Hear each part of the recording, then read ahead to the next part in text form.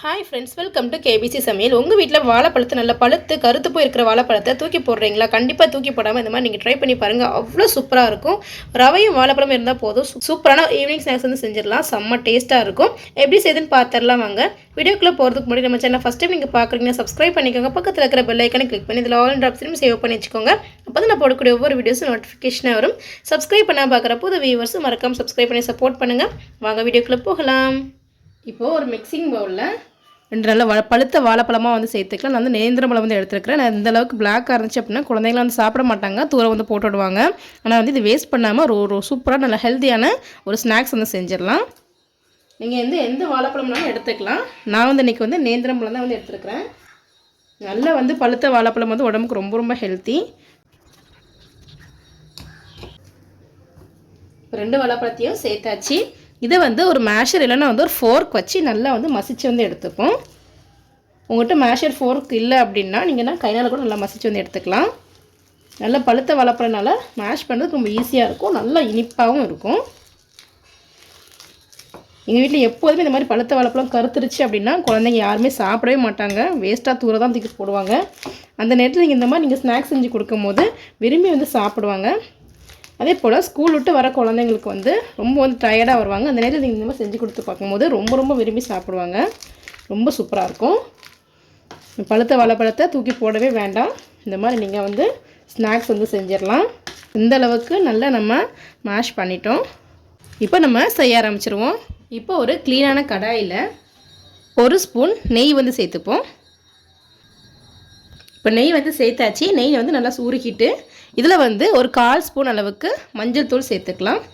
இது வந்து ஒரு கலருக்காக மட்டும்தான். இப்போ அதையும் சேர்த்து நல்லா வந்து வதக்கி விட்டுடுவோம்.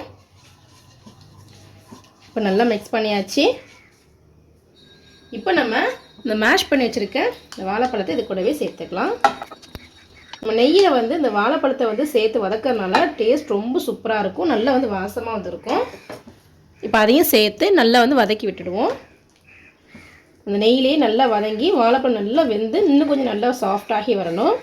அந்த அளவுக்கு நல்லா வதக்கி விட்டுக்கலாம். ஸ்டவ் வந்து லோ டு மீடியம் ஃப்ளேமில் வச்சுக்கோங்க, ஹை ஃப்ளேமில் வச்சிட வேண்டாம். இந்த மாதிரி ஒரு ஸ்பேச்சுலா இல்லை கரண்டி ஏதாவது வச்சு நல்லா இந்த மாதிரி அழுத்தி விட்டுக்கோங்க. அப்போ தான் வந்து சீக்கிரமாக வாழைப்பழம் நல்லா வெந்துடும். அது எதுவும் நல்லா வந்து பழுத்த வாழைப்பழம் நல்லா மேஷ் பண்ணி வச்சுருக்கனால சீக்கிரமாகவே வந்து வெந்துடும். நெய்யில் சேர்த்து வதக்கும் போது இப்போவுமே நல்லா வந்து ஒரு வாசமாக வந்துருக்கும். ஒரு 2லேருந்து ஒரு 3 நிமிஷத்துக்கு ஸ்டவ் வந்து மீடியம் ஃப்ளேமில் வச்சு நல்லா வதக்கி விட்டுப்போம். இப்போது வந்து ஒரு 3 நிமிஷம் ஆயிருக்கு. நல்லா வந்து வெந்துங்க பாருங்கள். நல்லா வந்து ஒன்றோட ஒன்று ஒட்டாமல் இந்தளவுக்கு நல்லா வந்து திரண்டு வந்து வருது. நல்லாவே வந்து சாஃப்டாகி வந்திருக்கு, பார்த்தாலே தெரியும். நல்லா வந்து திரண்டு வந்து வருது. இப்போ வந்து ஸ்டவ் வந்து லோ ஃப்ளேமில் வச்சுக்கலாம். இதில் வந்து ஒரு 3/4 கப் அளவுக்கு ரவை வந்து சேர்த்துப்போம். இப்போ இதையும் சேர்த்து நல்லா வந்து வதக்கி வந்து விட்டுப்போம். ஃபஸ்ட்டு நீங்கள் தண்ணி எதுவுமே சேர்க்க தேவையில்லை. இந்த வாழைப்பழத்தோடு வச்சு நல்லா வந்து வதக்கி விட்டுக்கோங்க. ஸ்டவ் வந்து கம்ப்ளீட்டாக லோ ஃப்ளேம்லேயே வந்து வச்சுக்கோங்க.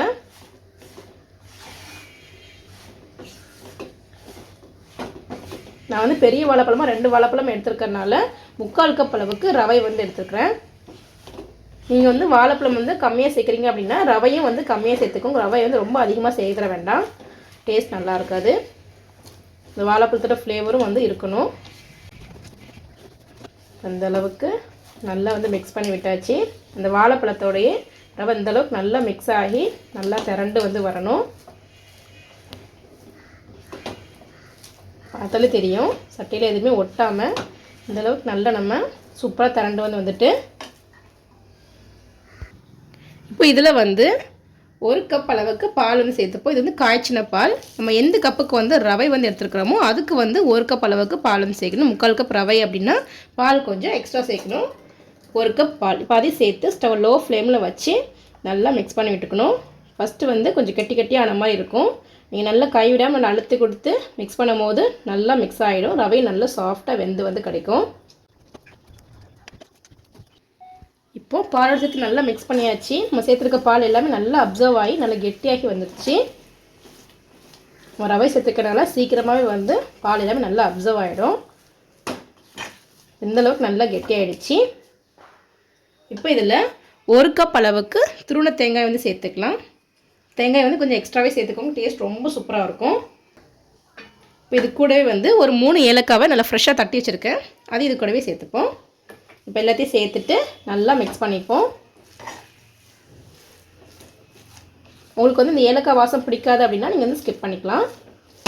ஏலக்காய் சேர்க்கும் போது ஃப்ரெஷ்ஷாக சூப்பராக இருக்கும். வாழைப்பழம் ரவையோட இந்த தேங்காய் ஏலக்காவும் நல்லா மிக்ஸ் ஆகணும். 3/4 கப் ரவை, 1 கப் தேங்காய், 1 கப் பால், 2 வாழைப்பழத்துக்கு. பால் சேர்த்த உடனே அவ்வளோமே வந்து நல்லா அப்சர்வ் ஆகிடுச்சு. ஸ்டவ் வந்து கம்ப்ளீட்டாக வந்து லோ ஃப்ளேமில் மட்டும் தான் நீங்கள் வந்து வச்சுருக்கணும். ஹை ஃப்ளேமில் வச்சிட்டிங்க அப்படின்னா ரொம்ப வந்து கட்டியான மாதிரி இருக்கும், அப்போ நல்லா இருக்காது. ரொம்ப நேரம்லாம் ஆகாது, 10 நிமிஷம் தான் ஆகும், அதுக்குள்ளே சட்டுன்னு வந்து ரெடி ஆகிடும். இந்தளவுக்கு நல்லா மிக்ஸ் பண்ணியாச்சு. இப்போ நம்ம இதில் சுகர் வந்து சேர்த்துக்கலாம்.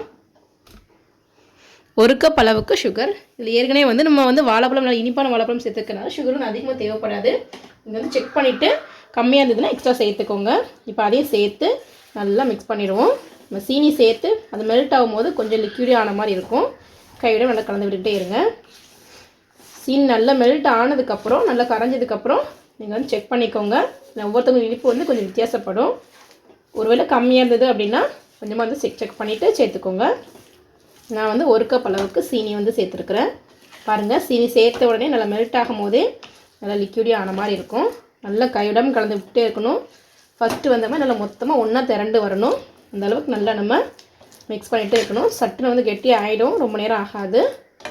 இப்போ வந்து பாருங்கள், ஒரு 2 3 நிமிஷம் தான் ஆகிருக்கும். நல்லா வந்து கெட்டி ஆகிடுச்சு. பாருங்கள், இது மொத்தமாக திரண்டு வந்து வரணும்.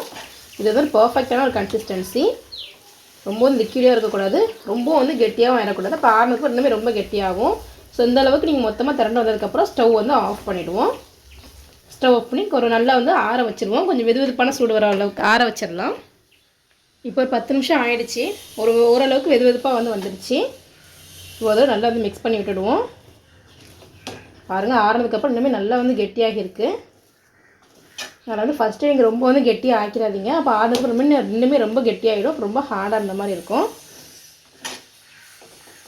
இதை நல்லா மிக்ஸ் பண்ணி விட்டுடுவோம். இப்போ நல்லா மிக்ஸ் பண்ணியாச்சு. இப்போ கையில் கொஞ்சமாக வந்து நெய்யில் எண்ணெய் ஏதாவது தடவிக்கலாம். நான் வந்து நெய் வந்து தடவிருக்கிறேன். நெய் தடவிட்டு சின்ன சின்ன பால்ஸாக வந்து பிடிச்சது எடுக்க போகிறோம். வச்சு நல்லா வந்து ரவுண்ட் பண்ணிக்கலாம். உங்களுக்கு வந்து நெய் தடவாட்டினா நல்லா சாஃப்டாக ரவுண்ட் பிடிக்க வரும். நெய் தடவும் போது இன்னுமே ஈஸியாக வந்துருக்கும். நல்லா ரவுண்ட் பிடிச்சிப்போம். இதே போல் நல்லா ரவுண்ட் ஷேப்பில் பிடிச்சிட்டு எல்லாத்தையும் எடுத்து வச்சிடலாம். பாருங்கள், எல்லாத்தையும் நான் வந்து இந்த மாதிரி ஷேப்பில் லட்டு மாதிரி பிடிச்சி வச்சுருக்கேன். பார்க்கறதுக்கு அவ்வளோ சூப்பராக வந்துருக்கும். இப்படியே சாப்பிட்லாம், செம்ம டேஸ்ட்டாக இருக்கும். இந்த மாதிரி வந்து ஒரு தோசைக்கல் வந்து எடுத்து வந்து வச்சுருக்கேன். நீங்கள் வந்து ஒரு அகலமான ஒரு ஃப்ளாட்டாக ஏதாவது மாதிரி கடாயோடு எடுத்துக்கலாம். இப்போ இதில் 1 ஸ்பூன் நெய் வந்து சேர்த்துப்போம். நான் இந்த ரெசிபிக்கு வந்து ஆயில் எதுவுமே வந்து யூஸ் பண்ணலை, ஃபுல்லாகவே வந்து நெய் தான் சேர்த்துருக்கேன். டேஸ்ட் ரொம்ப சூப்பராக இருக்கும். நல்ல நெய் வாசமாக வந்திருக்கும். நெய் எல்லா இடமும் படுற அளவுக்கு இந்த மாதிரி நல்லா தேய்ச்சி விட்டுக்கலாம். இந்த ரெடி பண்ணி வச்சுருக்கேன் அந்த ரவை வாழைப்பழம் பாலை வந்து ஒவ்வொன்றா வந்து வச்சுருவோம். நான் வந்து கொஞ்சம் தோசைக்கல் எடுத்துக்கிறனால எல்லா இதையுமே வந்து ஒரே நேரத்தில் வந்து வச்சிடலாம். நீங்கள் வந்து சின்னதாக வந்து கடாய் மாதிரி எடுத்துருந்தீங்க அப்படின்னா உங்கள் கடாயோட அகலத்தை பொறுத்து 2 இல்லை 1 வந்து போட்டு பொரிச்சு எடுத்துக்கோங்க. இப்போ நம்ம எல்லாத்தையுமே வந்து எடுத்து வந்து வச்சாச்சு. இப்போ ஸ்டவ் வந்து நல்லா மீடியம் ஃப்ளேமில் வச்சுக்கோங்க. வச்சுட்டு கொஞ்சம் நல்லா வேக வச்சு எடுத்துப்போம். நல்லா செவந்து வந்து வரட்டும். ஹை ஃப்ளேமில் வச்சிட்டிங்க அப்படின்னா கரிஞ்சிடும். ஸோ மீடியம் ஃப்ளேம்லேயே வந்து வச்சுக்கோங்க. நிறையலாம் வந்து நெய் சேர்க்க தேவையில்லை. இருக்கிற நெய்யில் இந்த மாதிரி நல்லா அட்ஜஸ்ட் பண்ணிவிட்டு எல்லா இடமும் வேக வச்சு எடுத்துப்போம். ஒரு 2 நிமிஷம் கொஞ்சம் வெந்ததுக்கப்புறம் மெதுவாக வந்து பரட்டி போட்டுப்போம். அப்போ தான் எல்லா சைடும் ஈவனாக நல்லா வந்து வெந்து வரும். ஏற்கனவே வேக வச்சுருக்கனால ரொம்ப வந்து வேகணும் அவசியம் இல்லை. ஜஸ்ட் வந்து கொஞ்சம் நல்லா வந்து கோல்டன் ப்ரௌன் அளவுக்கு ஃப்ரை ஆனால் போதும். டீப் ஃப்ரை பண்ண வேண்டாம். இப்போ வந்து மெதுவாக வந்து பரட்டி போட்டுடுவோம். இது லைட்டாக வந்து வெந்து வருது. ரொம்ப வந்து சாஃப்டாக இருக்கும். ஸோ வந்து மெதுவாக வந்து ஒரு 2 ஸ்பூன் இதெல்லாம் வச்சு மெதுவாக பரட்டி போட்டுக்கலாம்.